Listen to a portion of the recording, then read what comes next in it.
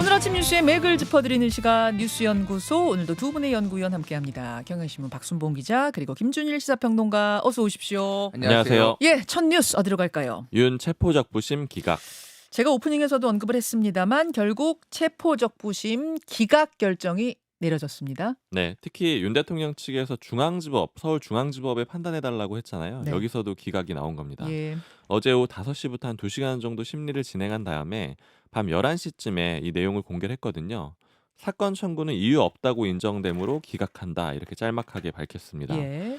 이제 이렇게 되면은 윤 대통령 측에서 계속 문제 삼았던 게 이 수사권 없는 공수처가 이 판사 쇼핑하듯 중앙지법이 아닌 서부지법에 청구해서 발부받은 체포영장, 이거 위법하다, 이 두 가지 논리였거든요. 체포영장 안 나올 것 같으니까 중앙지법으로 못 가고 서부지법 간 거 아니야? 이런 의심이었던 거잖아요. 네, 그리고 또 공수처가 수사권도 없는데 또 청구했다, 이것도 문제 삼았는데 네. 이 두 가지 문제 제기가 다 기각이 됐다라고 보시면 됩니다. 그렇죠. 체포영장의 정당성이 인정이 된 겁니다.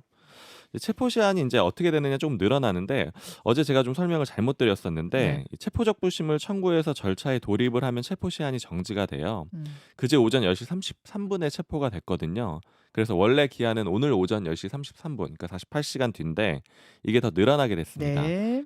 알아보니까 서류를 법원에 제출한 시점부터 정지가 된다 그래요. 말하자면 스탑워치가 스탑되는 거예요. 잠시. 네, 그게 어제 오후 2시 3분쯤이었거든요. 네. 그리고 이제 어제 밤 11시쯤에 나왔으니까 물론 이제 아주 정확한 시간은 법원에서 판단을 하겠지만 원래 오늘 오전이었는데 한 저녁쯤으로 시간이 늘어났을 것이다, 이렇게 보면 됩니다. 그런데 조사 시한이 아직 더 남긴 했지만 이 조사가 의미가 있겠는가, 이런 말이 공수처에서 슬슬 나온다면서요. 네. 어차피 지금 진술을 안 하고 있잖아요. 예. 그리고 어제도 사실은 진술 거부로 일관을 했다라 그래요. 어제는 안 나갔죠. 아예 그제는 나가지도 일관했고 않았죠. 어제는 아예 안 나갔는데, 그러다 보니까 이제 공수처에서는 오늘 오전 10시까지 다시 한번 출석하라고 통보를 했거든요. 네. 이걸 응하지 않게 되면은 구속영장을 청구할 걸로 보입니다. 그러니까 48시간 채우지 않고 그냥 구속영장 청구하자, 이런 기류라는 거예요. 그렇죠. 공수처는 자기들 이제 계획대로 쭉 나간다라고 보시면 되고요. 그리고 어제 SBS 보도를 보니까 기존에 이제 어떤 말도 하지 않았다, 여기까지 좀 알려져 있었는데 윤 대통령이 질문에는 답을 안 했지만은 그 비상계엄 선포가 정당했다, 이런 내용은 오히려 그 공수처 검사한테 얘기를 했다라고 그렇게 그래요? 보도가 나왔습니다. 어. 뭐 예를 들어서 이런 표현들이 좀 인상적이었는데, 이 선포한 계엄은 판검사가 판단할 수 있는 문제가 아니다, 통치행위다, 이런 얘기 등을 했다라고 합니다. 물론 논리는 기존에 윤 대통령이 담화문에서 밝혔던 그런 논리를 다시 한번 반복한 내용들입니다. 그러니까 인적사항 묻는 것에도 답은 안 했지만, 그러니까 질문엔 답은 안 했지만 본인이 하고 싶은 이야기, 요 이야기는 했다, 그 얘기예요. 그렇게 보도가 나왔습니다. 예, 예. 알겠습니다. 체포적부심과는 별개로 탄핵 심판 어제도 진행이 됐어요. 네, 어제 2차 변론 기일이었어요. 지난 14일에 1차 기일이었는데 그때 윤 대통령 측에서 안 나왔거든요. 그래서 네. 4분 만에 종료가 됐는데 어제는 양쪽이 나와서 변론을 해서 한 3시간 20분 정도 진행이 됐습니다. 근데 국회 쪽에서는 비상계엄 선포, 뭐 국회 봉쇄, 이런 문제들이 있었다라고 하면서 탄핵 소추의 사유를 설명을 했고요. 그 표현을 보니까 그 대통령이 직무에 복귀한다면은 어떤 위헌적 행위를 할지 알 수가 없고 예측도 가능하지가 않다, 그래서 국민들이 많이 불안해할 거다, 특히 헌법 수호 의지도 없다, 이렇게 주장을 했고요. 네. 그 윤 대통령 측은 좀 인상적이었던 게 어제도 부정선거 의혹을 또 내놨습니다. 그러니까 윤 대통령이 이 현 상황을 국가 비상사태로 판단한 거는 결국 뭐 야당에 잇따른 탄핵안 발의, 예산안 삭감, 이런 것들이다라는 건 계속 담화문에서 밝혀왔잖아요. 네. 근데 그 배경에는 부정선거 의혹도 있었다, 이런 점을 또 강조를 했습니다. 예. 좀 주목되는 거는 국회 측에서 증인 5명을 이제 신청을 하고 채택이 됐는데 윤 대통령 측에서 증인을 신청한 게 김용현 전 국방부 장관이라는 거예요. 김용현 전 장관이요. 네, 김용현 전 장관도 결국 채택이 됐거든요. 음. 윤 대통령 측에서는 꽤 유리한 증인이라고 판단을 해서 신청을 한 건데, 특히 윤 대통령 측에서 지금 헌재가 2월 6일에 김 전 장관 부르겠다라고 하니까 그것도 앞당겨 달라고 해서 이제 날짜도 조정이 될 거거든요. 그런데 김용현 전 장관이 유리한 증언해 줄 거라고 생각해서 증인으로 지금 채택을 한 상황에서 어제 포고령 두고 양쪽의 말이 좀 엇갈리지 않았어요? 네, 이 부분 때문에 주목이 되는 건데, 예. 윤 대통령 측에서 얘기하는 거는 포고령 1호, 이게 문제가 되는 거였잖아요. 특히 그 국회하고 지방의회 정치활동 일절 금한다, 국회를 막는다, 이 내용이 들어가 있었는데 이거는 김용현 전 장관이 써온 거를 검토를 제대로 못 해가지고 그냥 나간 거다, 이게 윤 대통령 측 입장이었는데 네. 어제 김 전 장관 측에서 "그거 잘못 작성된 거 아니고 윤 대통령이 검토한 내용이다." 이렇게 반박을 했습니다. 그러니까 음. 서로 상대방에게 탓이 있다라고 하는 상황이거든요. 음흠. 그래서 이 두 사람의 관계가 이 헌재 심판 내내 관계가 유지가 될지 이 점이 좀 주목되는 지점입니다. 알겠습니다. 알겠습니다. 김준일 평론가 어제 예. 하루 종일 음. 상황들 시시각각 변하는 상황 보면서 어떤 부분에 일단 주목하셨어요? 헌재 얘기부터 하면은 되게 인제 저도 다 지켜보면서 재밌게 봤는데 어제 무슨 얘기가 나오냐면은 추가로 변론 기일을 인제 잡았거든요. 예. 2월 4일 다섯 번째 잡은 거에 더해서 2월 6 일, 2월 11 일, 2월 13일 세 번을 더 잡았어요. 음흠. 그래서 오전 10 시부터 하루 종일 이제 문영배 헌법재판소 권한대행이 이렇게 얘기를 하니까 윤석열 측 변호인단이 강하게 반발을 했습니다. 음. 로봇도 아니고 어떻게 이걸 하루 종일 할 수가 있느냐. 그러면서 인제 이 윤석열 대통령한테도 인권이 있다. 뭐 음. 대통령한테 인권이 있어요. 뭐 이러면서 뭐 인제 좀 강하게 항의하는 이런 모습이 나왔어요. 그러니까 이게 속도가 생각보다 자기들이 생각하게 하는 것보다 빠르게 지금 그리고 하루 아. 종일 한다라는 거는 이거를 심리를 빨리빨리 하겠다라는 헌재의 의지를 보니까 이거를 좀 최대한 지연시키려고 했던 거고 김용현을 인제 언제 부르느냐 몇 번 부르냐를 가지고도 강력하게 이의제기가 있었어요. 무슨 얘기냐면은 네. 국회에서 5명 불렀는데 우리는 지금 김용현 1명 불렀는데 음. 그러면은 5명 부를 때마다 매번 김용현도 똑같이 참석하게 해 줘. 아 그런 요구가 있었어요? 예예. 그래서 그거는 안 받으려 줬고 김용현이 그러면 먼저 좀 빨리 뒤에 2월 말쯤에 잡혀 있는데 네. 김용현을 먼저 부르는 것에 대해서는 헌재에서 검토해서 오늘 알려주겠다. 뭐 이렇게 얘기를 했어요. 그래서 뭐 이렇게 신경전이 상당히 있었는데 네. 전체적으로 보면은 이제 헌재가 좀 강하게 의지를 가지고 있고 어떤 뭐 이런 방해 공작이나 이런 뭐 다 좌우가 주변에서 얘기하는 것도 이런 거에 좀 휘말리지 않겠다라는 거를 좀 어제쯤 제가 좀 확인할 수가 있었고 김용현 아까 얘기했듯이 김용현이 심상치 않아요. 그러니까. 김용현 전 장관 그러니까요. 어제 그 포고령 가지고 양쪽이 부딪히는 거 보니까 이게 음. 뭐지? 이게 무슨 기류지? 궁금하더라고요. 근데 이게 김용현의 생각과 변호인단의 생각이 좀 다를 수가 있잖아요. 그렇죠. 예전에 이화영 부지사, 이화영 경제부지사와 이재명 측 그래서 이게 변호인단은 생각이 달랐는데 변호인단에 뭐 이제 회유된 거냐, 뭐 변호인단이 검찰에 회유된 거냐 하면서 막 교체 과정까지 있었잖아요. 나중에 변호사 바꿨어요. 그러니까 지금 이게 일종의 각자 도생 분위기로 간 건지 아니면은 이제 조금 뭐 커뮤니케이션에 양측에 오류가 있었는지 그런데 이게 결국은 누가 주도했느냐를 놓고 형량이 확 달라질 수가 있거든요. 그렇죠. 그러니까 그렇죠. 예. 예. 그러니까 뭐 이제 여러 가지 뭐 탄핵 심판뿐만이 아니라 이게 그러니까 탄핵 심판 문제가 또 법적인 문제까지 다 영향을 줄 수가 있기 예. 때문에 예. 그게 이제 정말로 김용현이 원하는 대로 윤석열 대통령 측이 원하는 대로 이렇게 진술을 하고 이렇게 할 것이냐. 그리고 또 하나 주목받았던 게 뭐냐면은 2시간짜리 계엄이 어딨냐라고 이렇게 얘기를 했는데 2차 답변서를 윤석열 측이 낸 거에 따르면은 계엄이 며칠 동안 진행될 줄 알았다. 이런 내용이 들어가 있다라는 거예요. 그러면은 2시간짜리 계엄이 어딨냐하고는 배치되는 거잖아요. 그렇죠. 이런 거 하나하나가 조금 되게 허술하게 지금 제출했다 이런 내용들이 많이 나오고 있고 어제 이제 체포적 부심 같은 경우에는 뭐 저는 뭐 당연히 판사가 받아들일 가능성이 매우 낮다라고 봤어요. 그러니까 네. 왜냐하면은 그건 저 판사가 완전히 틀렸다라고 얘기를 해야 되는 건데, 그러니까 뭐 이제 당연히 법리를 따져야 되겠지만은 이게 그게 쉽지가 않거든요. 그러니까. 그러니까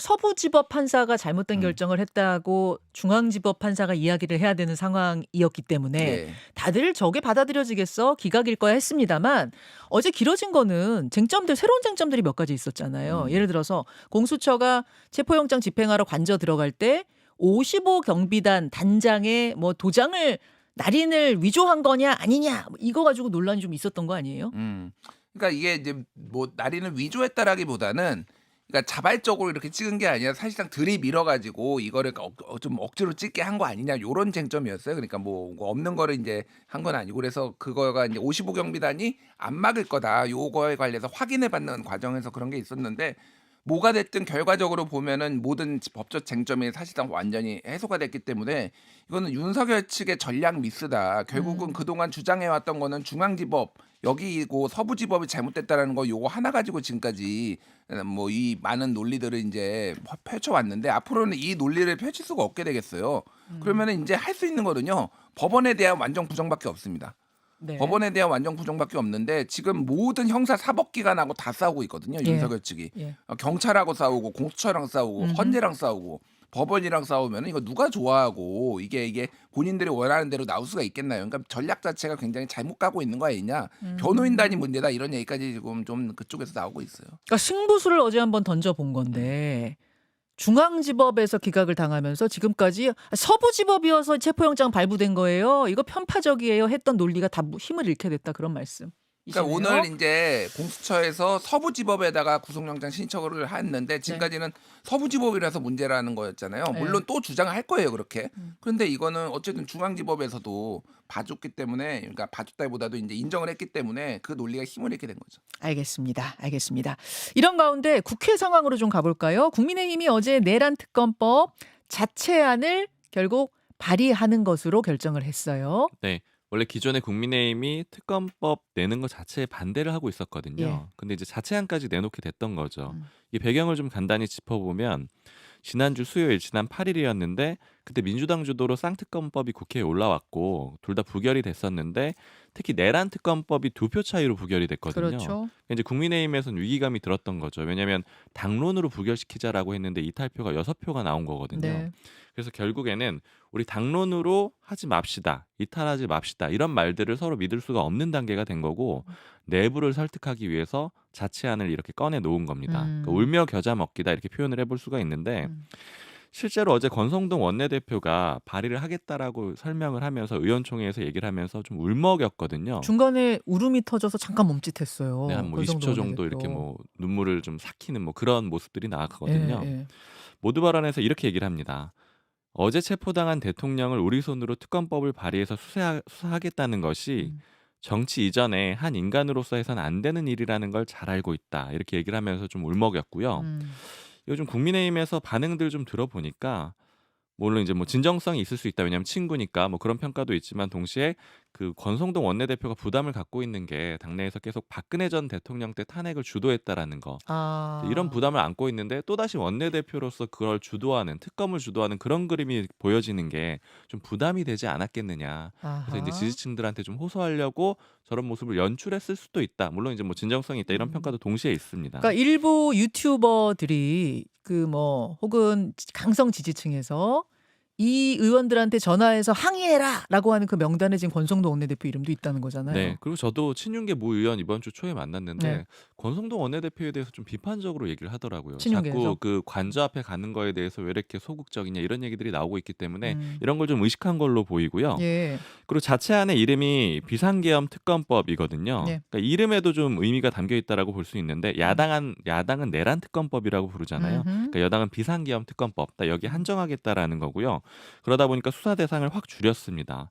그러니까 야당 같은 경우에는 뭐 내란 선종, 선동, 뭐 선전, 그다음에 외환행위 이런 것들을 넣기로 했는데 이런 것들은 여당 안에 다 빠졌고요. 네. 이 법안 주로 만드는 게 주진우 의원인데 제가 듣기로는 입장이 특검에 최초로 등장하거나 뭐 선례가 없는 거 이런 건 다 배제하겠다 이런 입장이라서 좀 최소화된 그런 특검이 나올 것 같습니다. 자, 국민의힘의 특검법 자체안이 나온 상황, 민주당도 지금 안을 내놓은 상황. 그럼 이걸 가지고 오늘 자정까지 합의를 좀 해본다는 거죠? 네, 합의될 것 같습니까? 좀 쉽지 않을 것 같아요. 이제 민주당 쪽 얘기를 들어보니까 열려 있다라는 거예요. 열려 있는데 예. 기한은 무조건 오늘까지라는 겁니다. 오늘 자정을 무조건 지키겠다. 네, 제가 어제 원내 관계자랑 좀 얘기를 해보니까 이렇게 얘기를 하던데 예. 협상에 초점이 있는 게 맞고 개방적 태도로 임하겠다라는 게 맞는데 예. 오늘이 넘어가게 되면 예. 그러면 시간이 없다라는 거예요. 그러니까 왜냐하면 20일에 트럼프 그 대통령 취임식이 있는데 예. 예. 그것 때문에 18일부터 출국을 의원들이 해야 되고 의원들이 꽤 가요. 네, 그리고 그 다음 주에는 이제 설이거든요. 그러니까 이렇게 기한이 밀리는 거는 용납을 할 수가 없기 때문에 원내 관계자가 하는 얘기는 네. 우린 완전히 열어놓고 하겠지만 예. 시간은 양보할 수가 없다. 시간은 양보할 수가 없다. 쟁점은 외환죄 빼는 거, 그다음에 내란 선동 선전에 대한 부분 빼는 거. 그거 정도예요. 그런 것들 포함해서 사실은 이렇게 표현하더라고요. 뭐 수사 디테일을 들어가면 이견이 우리하고 한 100가지가 넘을 것 같다. 이렇게 디테일로 얘기를 하고 보면. 있어서 뭘 해주고 안 해주고 이런 것들을 또 밝히진 않았는데 일단 시간이 가장 중요하다라는 거고요. 국민의힘은 보면은 내부에서 이런 목소리도 들려요. 제가 뭐 관계자랑 얘기를 해보니까 사실 이 협상의 목적은 결렬에 더 가깝다. 합의가 되면 안 된다 이런 얘기가 오히려 나오기도 합니다. 그러니까 물론 어, 소수 의견이긴 한데 예, 예. 그러니까 공식 의견은 아닌데 예. 이게 합의가 되면은 특검이 국민의힘 내지는 다 가만히 냅두겠느냐 이런 얘기를 해요. 이게 무슨 예. 얘기냐면 지금 국민의힘 내부 흐름을 좀 보면은 자신감이 좀 붙었어요. 그러니까 일종의 균형론 아니면 조종론 같은 게 작동을 하고 있다라고 생각을 해요. 여론에. 네, 그래서 어제 제가 만났던 뭐 바른정당 출신의 국민의힘 뭐 관계자, 그러니까 비교적 중도에 가까운 네. 인물인데도 대통령만 탄핵이 되고 이렇게 정리가 되면은 대선도 해볼 만할 것 같은데 이런 얘기를 할 정도로 분위기가 좀 좋아졌는데 그 안에는 이 특검은 없어야 된다라는 생각이 있어요. 특검을 받게 되면 아. 대선을 제대로 못 치른다고 생각을 해요. 그 그 기간 동안. 이야기는 그 의원 누군지 모르겠습니다만 그 네. 의원의 판단은 그러니까 윤 대통령의 그림자가 사라지는 순간 네.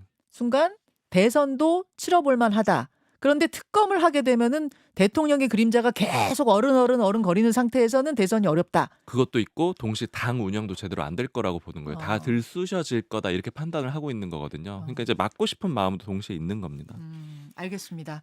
김준일 평론가, 예. 어떻게 특검 뭐 내란 특검이라고 불러야 할지 비상계엄 특검이라고 불러야 할지 양당의 특검 이름은 좀 다릅니다만 하여튼 12월 3일 그날에 대한 특검 합의될 것 같습니까? 안 될 것 같습니까? 합의 저는 안 될 가능성이 더 높아 보이기는 해요. 그러니까 지금 이제 잘 박순봉 기자가 설명을 했는데, 그러니까 원해서 정말로 국민의힘이 이걸 하는 것이냐 그게 아니잖아요. 그러니까 지난번에 특검법 2차 투표했을 때 198표 나왔기 때문에 2표만 더 나오면 되는 상황에서 지금 굉장히 위태위태하다라고 느낀 거고, 이게 결국은 당론으로 부결했는데 민주당 거 못 받겠다라고 했는데 통과되면은 지도부 책임론, 권성동 사퇴 뭐 이런 목소리 지금 나올 가능성이 상당히 높아요. 그래서 어제 자체안 발의한 거잖아요. 그러니까요. 예. 그런데 여기에서 이제 이게 그러면 결과적으로 자치안을 통과시키려고 하는 게 목적이냐 아니면은 또 명분을 만들어 가지고 최대한 안 하려고 하는 게 목적이냐, 저는 좀 더 후자 쪽에 가깝다라고 이제 보고 있는 거죠. 그러니까 우리는 이렇게 또 우리가 나름대로 합리적인 안을 만들었는데 민주당 저쪽에서 반대해 가지고 이게 안 되는 거야라는 거를